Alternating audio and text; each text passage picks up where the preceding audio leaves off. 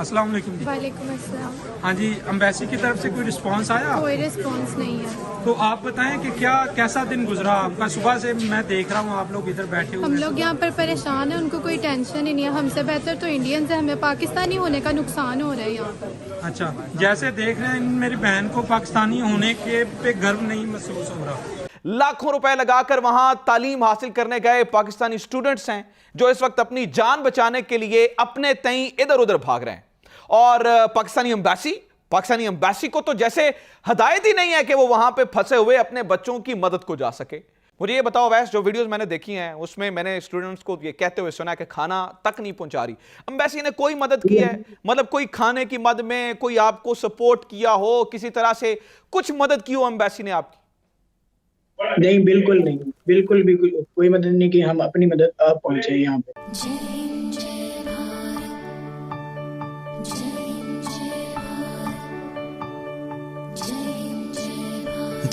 नाज़रीन इकराम, 4 करोड़ 40 लाख वाली आबादी वाले यूक्रेन का मसला एक तरफ, हमारा बतौर पाकिस्तानी इस वक्त सबसे बड़ा कंसर्न वहां फंसी हुई पाकिस्तानी फैमिलीज हैं।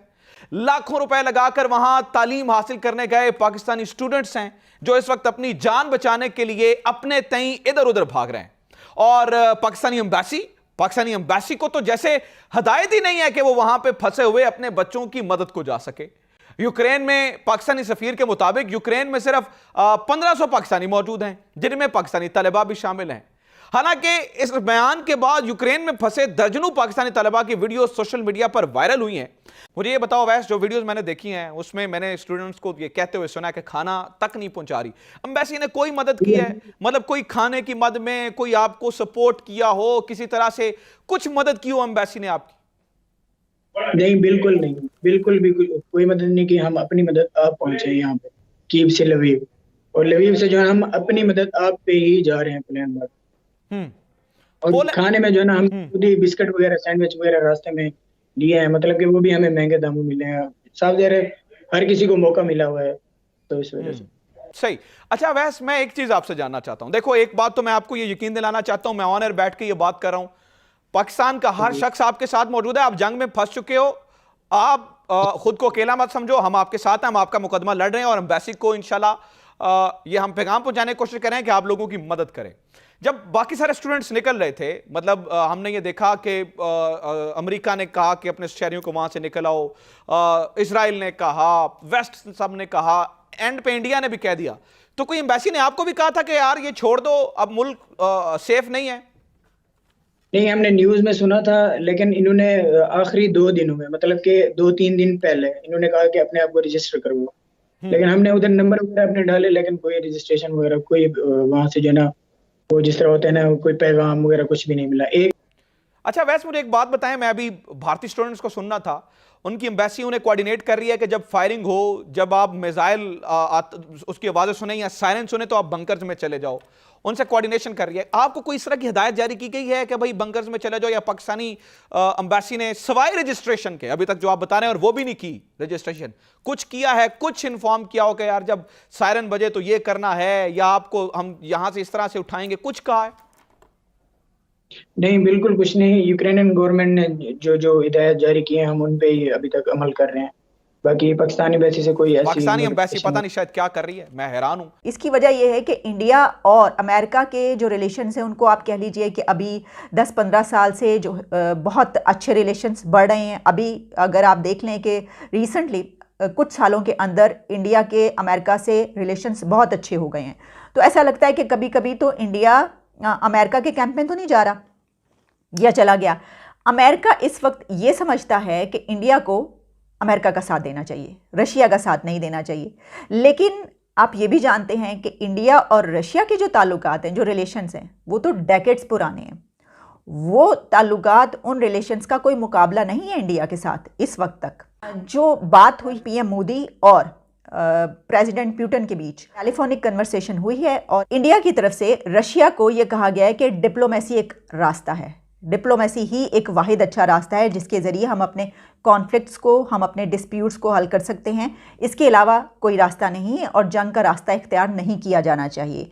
यानी हम इसको इस तरीके से देख सकते हैं कि ये एक ऐसा टाइम था कि रशिया और इंडिया के ताल्लुकात बहुत ही करीबी, और एक ऐसे वक्त में कि जब अभी कुछ अर्सा पहले इंडिया ने वहाँ से इतने बड़े बजट की ख़रीदारी की है और अभी प्रेसिडेंट ऑफ रशिया इंडिया का दौरा करके गए, इसके बावजूद वो अपने कदमों पर खड़ा होके, इंडिया अपने कदमों पर खड़ा होके रशिया को ये कह रहा है फ़ोन करके, बजाय इसके देखें ये वाली बात भी की जा सकती थी कि भारत की तरफ से रशिया को ये कहा जाता है हम आपके साथ हैं, आपने बिल्कुल ठीक किया है क्योंकि हम आपके अलाए हैं।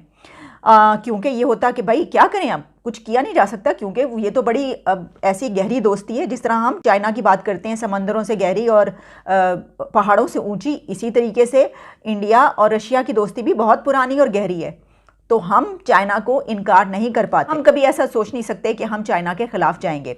लेकिन इस वक्त हम ये देख रहे हैं कि भारत ने रशिया को ये बिल्कुल साफ बात कर दी है, जो ज़राए बता रहे हैं और जो उनकी तरफ से, भारत की तरफ से मीडिया जो खबरें दे रहा है कि वज़ीर आज़म की तरफ से पुतिन को ये कहा गया है कि इस मामले को जंग के ज़रिए नहीं बल्कि डिप्लोमेसी से हल करना चाहिए।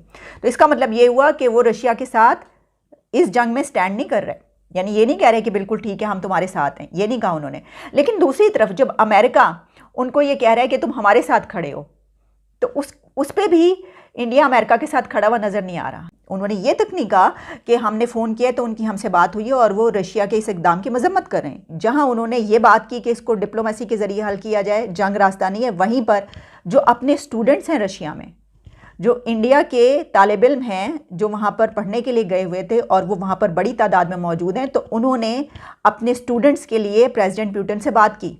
उनका ये इस बातचीत के दौरान जो खबरें आई हैं सामने, उसमें ये भी आया है कि जो कन्वर्सेशन हुई है उसमें एक पॉइंट ये भी था कि जिसमें इंडिया की तरफ से रशिया को ये कहा गया है कि हमारे स्टूडेंट्स को मेक श्योर किया जाए कि उनको कोई तकलीफ़ ना पहुँचे और वो बिल्कुल सही सलामत अपने वतन वापस पहुँच, और इस सिलसिले में कोशिशें की जाएँ क्योंकि हमारी सबसे बड़ी प्रायोरिटी हमारे स्टूडेंट्स हैं, हमारी तरजीह हमारे वहाँ पर जो लोग मौजूद हैं इंडिया के वो हैं, तो उनको बिल्कुल सही खैरियत से इंडिया पहुंचाने का जो है वो अमल किया जाए और उसके लिए कोशिश की जाए।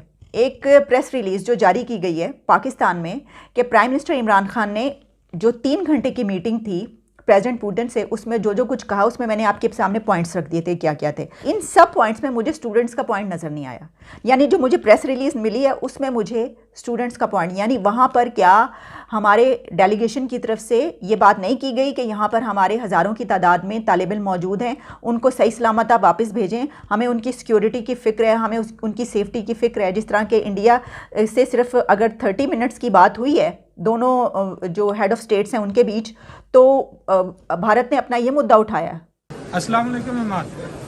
अस्सलाम वालेकुम जी, मैं खारकिब नेशनल मेडिकल यूनिवर्सिटी का स्टूडेंट हूँ, 4th ईयर में मैं स्टडी कर रहा था यहाँ पे, और यहाँ पे जो फ़िलहाल सिचुएशन बनी पड़ी है तो बहुत क्रिटिकल सिचुएशन बन गई है।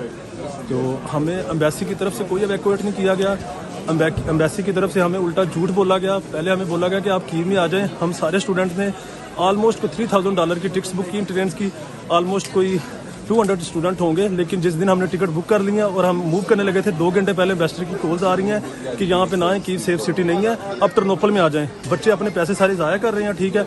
एम्बेसी की तरफ से सारा झूठ बोला जा रहा है। अब एम्बेसडर वहाँ पे न्यूज़ पे बोल रहा है कि मैंने सारे स्टूडेंट यहाँ पे वहाँ से एवैक्यूएट कर लिए हैं, लेकिन बिल्कुल ये झूठ है। ऐसी कोई बात नहीं है। सारे के सारे ये देखे स्टूडेंट, ये दिखाएं, ये सारे पाकिस्तान। एक पाकिस्तानी स्टूडेंट देखा, ये भी सारे पाकिस्तानी स्टूडेंट हैं। मैं एक बाय एक सबसे आपकी बात करवाऊंगा। ये हमारे शाहिद भाई हैं। शाहिद भाई, आप बताएं, आपको पाकिस्तान एम्बेसी की तरफ से क्या रिक्वेस्ट आई है? उन्होंने आपको क्या कहा है? पाकिस्तान कुछ भी नहीं आई, कुछ भी नहीं आई उन्होंने। अच्छा, एम्बेसी ने बिल्कुल रब्ता नहीं किया इवैक्यूएशन? बिल्कुल नहीं किया। अस्सलाम वालेकुम जी। वालेकुम अस्सलाम। हाँ जी, एम्बेसी की तरफ से कोई रिस्पांस आया? कोई रिस्पांस नहीं है। तो आप बताएं कि कैसा दिन गुजरा आपका? सुबह से मैं देख रहा हूँ आप लोग इधर बैठे हुए। हम लोग यहाँ पर परेशान हैं, उनको कोई टेंशन ही नहीं है। हमसे बेहतर तो इंडियंस है, हमें पाकिस्तानी होने का नुकसान हो रहा है यहाँ पर। अच्छा, जैसे देख रहे हैं मेरी बहन को पाकिस्तानी होने के पे गर्व नहीं महसूस हो रहा।